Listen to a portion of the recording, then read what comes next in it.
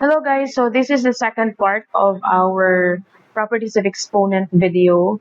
So kung gusto niyo makita yung first part, ay lalagay ko po yung link sa description box or yung link sa comment section. So the first for this part 2 is ito, si quantity A over M raised to M.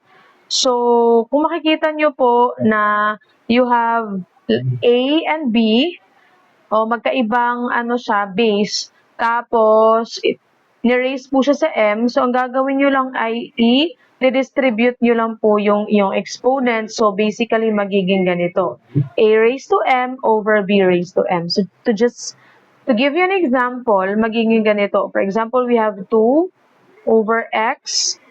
Okay? Tapos, quantity raised to 4. So, itong 4, we will distribute that both to 2 and to x. So, magiging 2 raised to 4, tsaka x raised to 4 yan. So, bali magiging 16 over x raised to 4. Next naman ay ito, si a raised to m over n. Okay? Bale, yung exponent mo ay division siya, no? It's m divided by m. So, you can actually write this one as nth root of a raised to m. So, for example, we have 4x. There, 4x. Tapos, yung dalawa is raised to a fraction. Okay? Fraction yung ating exponent. 5 over 3. So, you can rewrite that one as itong denominator mo, si n, magiging, ayan siya, ilalagay mo yan siya sa root. So, that will become 3. Okay, so, that will become cube root of 4x. Take note, dapat, naka-parenthesis pa rin po yung dalawa. 4x raised to 5. So, you can rewrite it that way.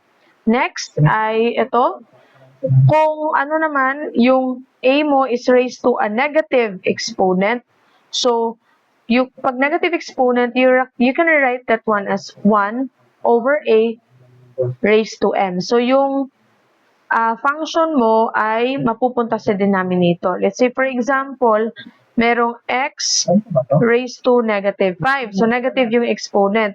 So, you can rewrite that one at 1 over x raised to 5. So, ganun lang po siya. Napaka-easy lang po talaga ng properties of exponent.